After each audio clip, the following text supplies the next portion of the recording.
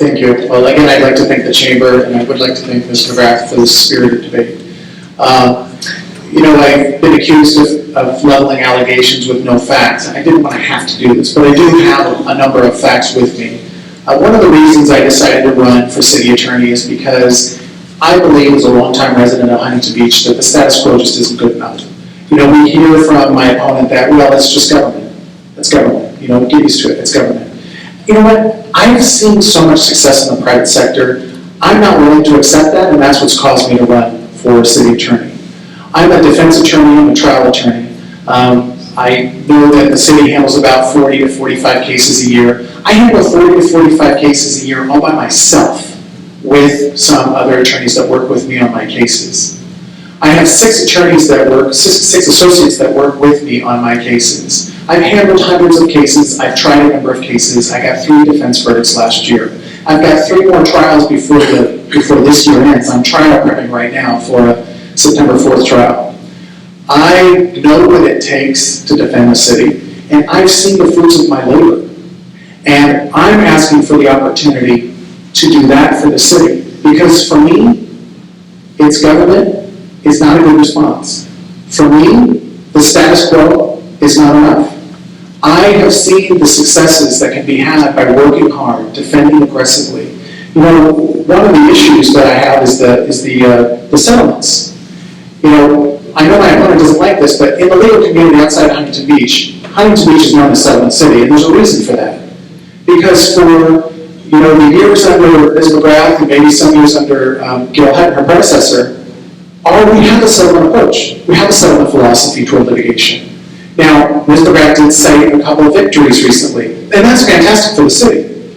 But I don't think we should be satisfied, ladies and gentlemen, with a couple of victories during an election year.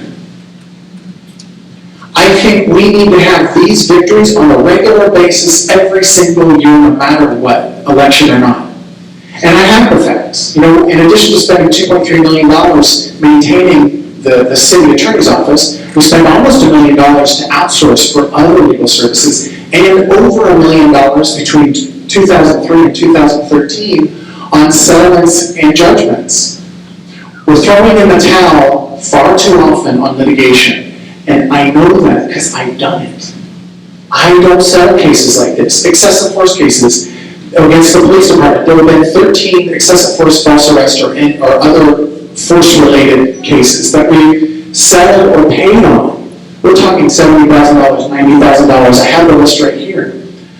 Having represented the Orange County Sheriff's Department, I can't remember the last time I paid. I don't think I've ever paid on an excessive force case.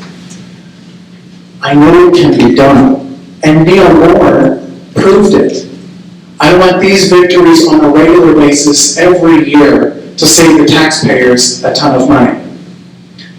The city attorney's office also, this goes to what can it do for businesses, but what can it do for the community? It needs to be far more responsive to the community.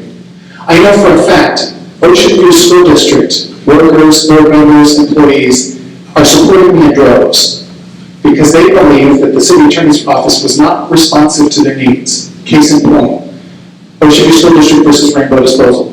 There was a conflict between Ocean View School District and Rainbow Disposal. Ocean View School District attempted to try to work it out informally with the city. And board members tell me that the city attorneys was deaf to their needs, deaf to their responses. So as a last resort, they filed a lawsuit against Rainbow Disposal. We can avoid litigation if we're responsive to the community. We can save taxpayers money if we aggressively defend. My opponent also relies on this audit. I actually have the audit. Does anybody wonder why a day-to-day operations and management audit was even done in the first place? Because the city council was losing confidence that the city attorney was getting their job done. That's why it was done in the first place. And this is not a glowing report, ladies and gentlemen. First of all, there are some accolades, but we're compared to a few other cities like Chula Vista and San Bernardino.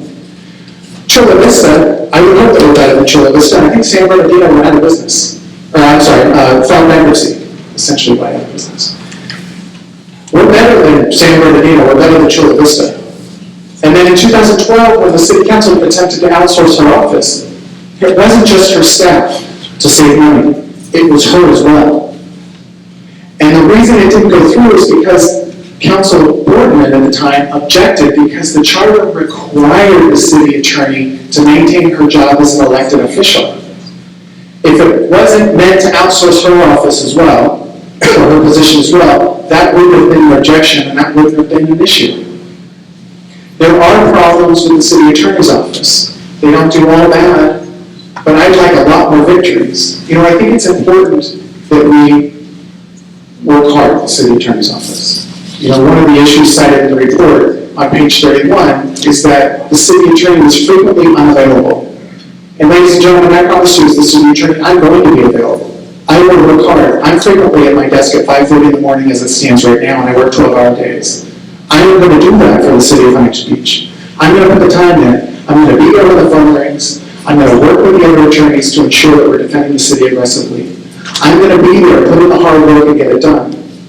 I think the status quo hasn't been good for us, and that's the only reason I've decided to run. I'm endorsed by a number of attorneys. I believe my last count was over 16 attorneys. I'm endorsed by Tony Wakakis, who's the county's top cop, and I'm endorsed by other city attorneys, including Pat Munoz. And I see now that my time is up, so I will stop. But I want to thank you again. I would appreciate your vote, and I think we need a change. Thank you, ladies and gentlemen.